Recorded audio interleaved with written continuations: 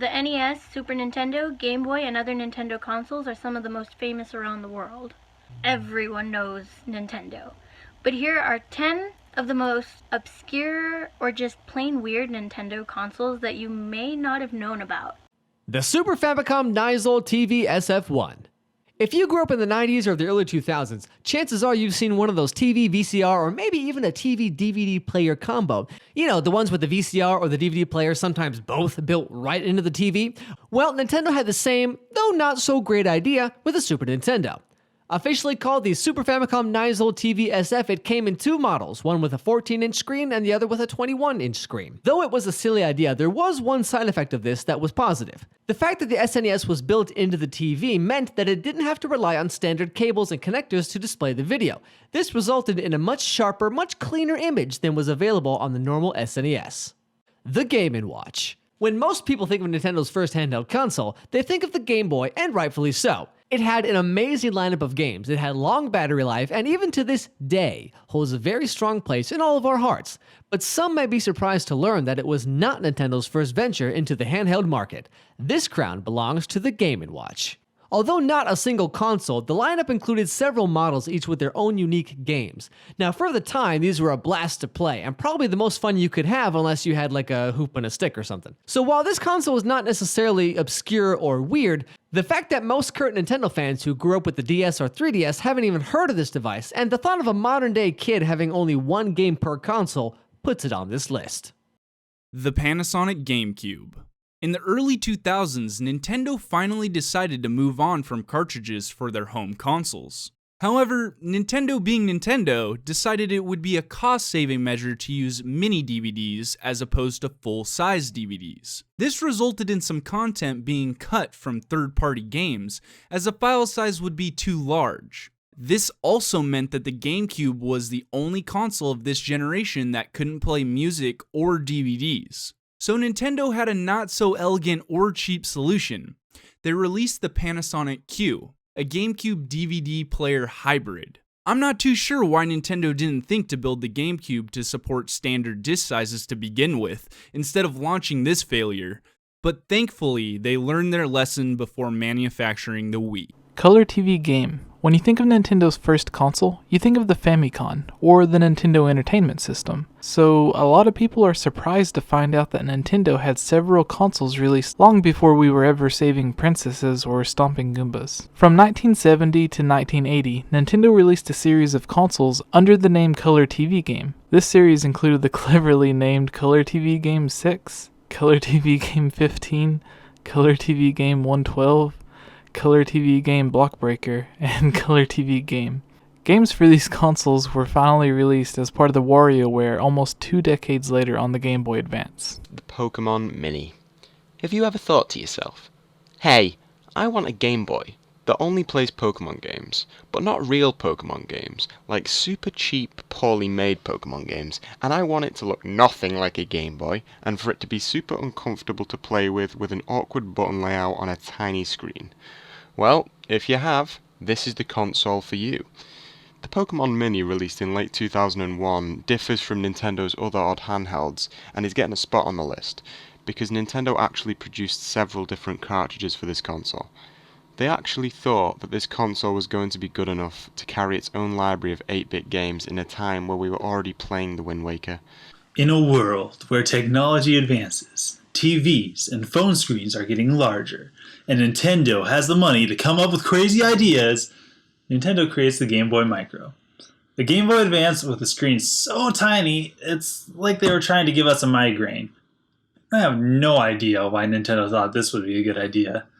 Maybe as an easier way for students to hide the fact that they were playing Pokemon in class or something. Who knows? The Game Boy line of consoles were pretty darn amazing, but the size alone puts the Game Boy Micro on this list of weird and obscure consoles. Nintendo has had a long history of partnering with other companies, but the most famous partnership that never happened was the Nintendo PlayStation.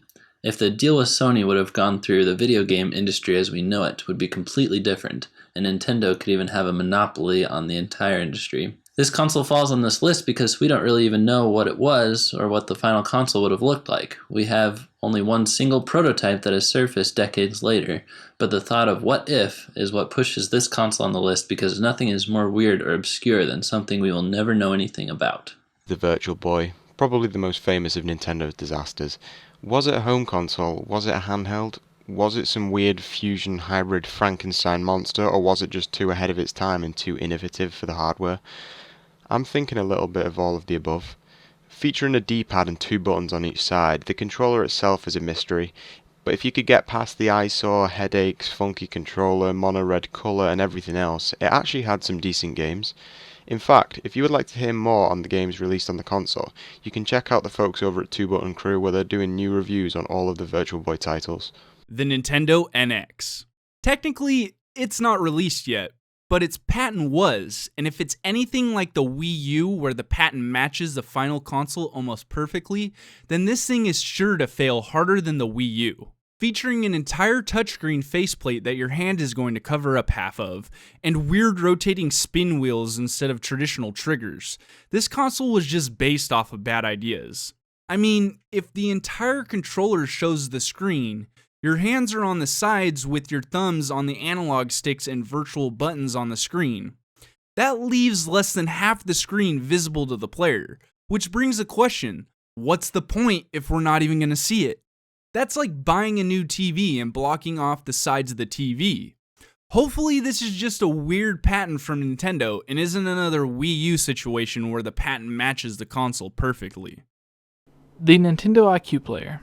Okay, so this was sort of an NES built into the controller that plugged directly into the TV, but you had to download games and demos directly to it. But some games were still available on a cartridge, and it was created as a video game console that wasn't really a video game console because China had a really bad video game piracy problem, so they made the video games illegal. But being the rebels Nintendo are, they found a loophole that led to the IQ player being released. There. Is that weird or obscure enough for you?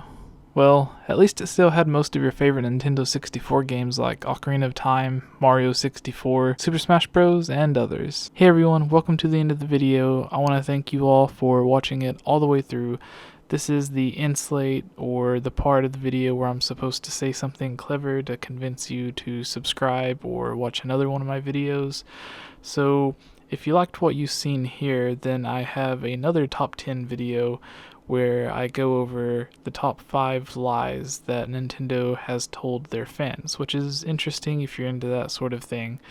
And then if you're into Zelda or just Nintendo games in general, I have another awesome video that I'm really proud of where I collaborated with Yuri of Wind, HMK, McIntyre Productions, and several others to come up with a Zelda theory on who built Hyrule. We all know Hyrule from the game's overworld. In most Zelda games, it's the world that you're in, and you never really stop and think who actually built all of this. So we worked together, Yuri of Wind, HMK, McIntyre Productions, and we recorded this theory. I hope you guys like it if you checked it. And I want us to end. And last but not least, I want to take a time to thank my Patreons. And last but not least, I want to take the time to thank my Patreons for actually making this video possible. If it wasn't for their support on patreon.com/GameOverJesse, then I wouldn't have really had the time to put forth to actually make this video. So thank you Alex Myers, Gus Calvo, Jonathan, The Itch Network, and Julio Rodriguez. Thank you all for your support and contributions on patreon.com. And if you would like to help support this channel as well to help me create videos like this or give me ideas or even be in some of my videos, please head over to patreon.com/GameOverJesse